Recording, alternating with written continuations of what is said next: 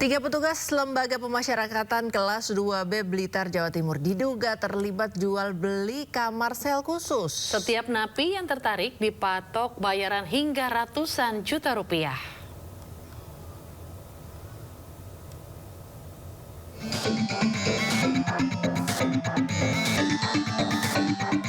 Tiga oknum lapas kelas 2B Blitar berinisial AK, RG, dan W kedapatan melakukan pungutan liar yakni jual beli kamar sel. Pungli ini terbongkar usai tiga narapidana mengadukan tiga oknum tersebut pada kepala lapas yang baru. Dari hasil penyelidikan diketahui pada akhir 2025 lalu, ketiga oknum tersebut menawarkan sel khusus dengan bayaran 100 juta rupiah. Namun setelah negosiasi, tiga napi menyetor 60 juta rupiah untuk mendapat kamar khusus selama menjadi warga binaan. Ketiga oknum itu diketahui merupakan kepala keamanan lapas dan dua sipir. Nah, di sini sebenarnya kamar mewah tidak ada, cuman ada kamar yang bisa untuk ibadah sampai dengan sholat isya. Itulah kamar D1 namanya. Itu kabarnya ya, karena menurut dugaannya sampai 100 juta, cuman tawar-menawar rata-rata di tiga orang itu 60 juta. 60 juta. Berarti ini sudah ada tiga napi ya? 3 tahunan dia, 3 orang. Kasus. Saat ini kedua sipir tersebut telah dipindahkan ke Kanwil Ditjenpas Jawa Timur untuk diperiksa. Sementara kepala keamanan lapas saat ini masih dalam masa pendidikan. Dari Blitar, Jawa Timur, Yoyok Agusta, iNews melaporkan. Pemirsa, Bea Cukai menggagalkan penyelundupan ratusan kilogram emas senilai 500 miliar rupiah di Bandara Halim Perdana Kusuma. Ya, langkah penindakan ini berhasil menyelamatkan potensi kerugian negara hingga 41 miliar rupiah. ...190 kilogram emas berbentuk koin dan perhiasan berhasil disita petugas Bea Cukai Jakarta. Logam mulia bernilai fantastis ini hendak diekspor secara ilegal menggunakan pesawat charter.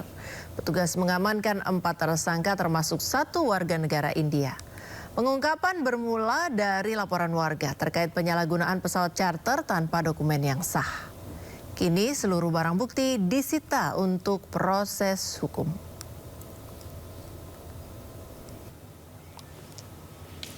Pada tanggal 27 April 2026 bahwa tentang adanya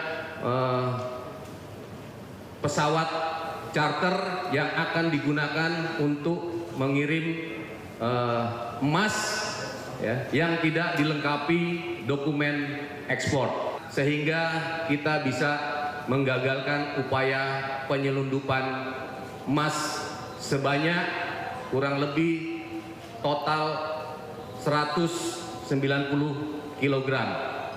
Kalau dirupiahkan sekitar 500 miliar rupiah. Diduga tak terima kalah sepak bola, seorang pengendara motor di Jakarta Barat disiram air keras. Korban terluka bakar dilarikan ke rumah sakit.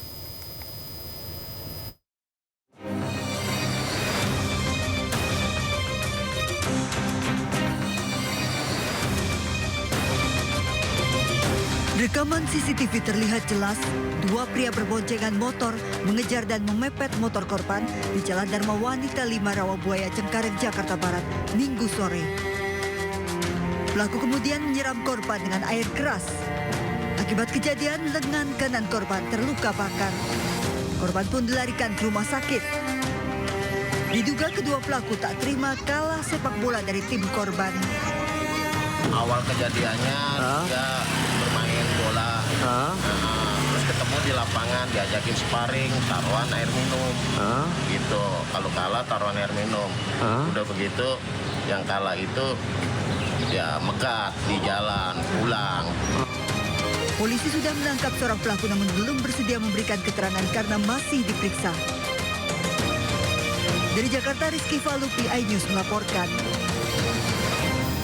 Sidang perdana kasus dugaan penyiraman air keras terhadap aktivis Kontras Andri Yunus resmi digelar di Pengadilan Militer Jakarta. Auditor militer membacakan dakwaan terhadap 4 anggota TNI yang diduga terlibat dalam aksi penyiraman air keras pada Maret lalu.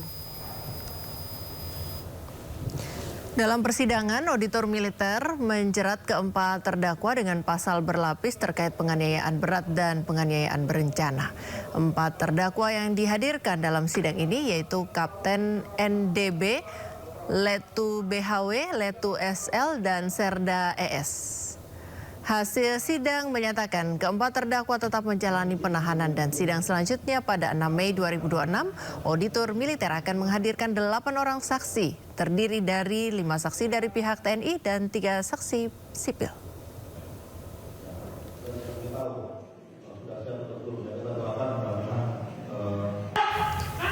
Sementara itu pemirsa, tersangka kasus kekerasan di Daycare Little Aresia Yogyakarta mengaku diperintah oleh ketua yayasan dan kepala sekolah untuk mengikat anak-anak yang dititipkan. Ya, sementara Gubernur Yogyakarta dengan tegas akan menutup tempat penitipan anak yang izinnya bermasalah.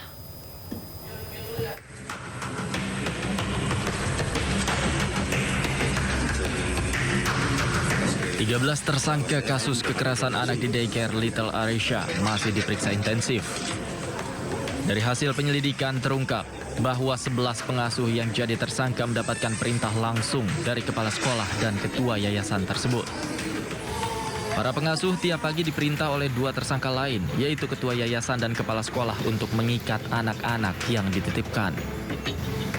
Akibatnya, anak-anak mengalami luka di pergelangan tangan dan kakinya.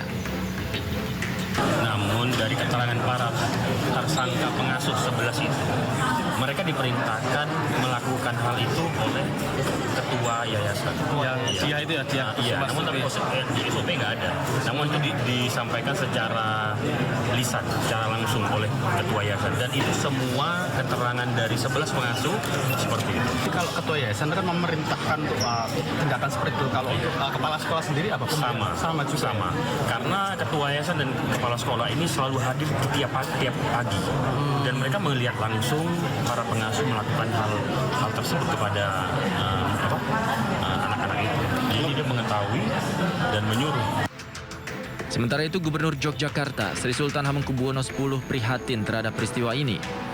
Dengan tegas, Sultan akan menutup penitipan anak yang izinnya bermasalah, sekaligus memberikan pendampingan bagi para korban dan orang tuanya. Untuk surat edaran, harapan saya kabupaten kota melakukan operasi liar.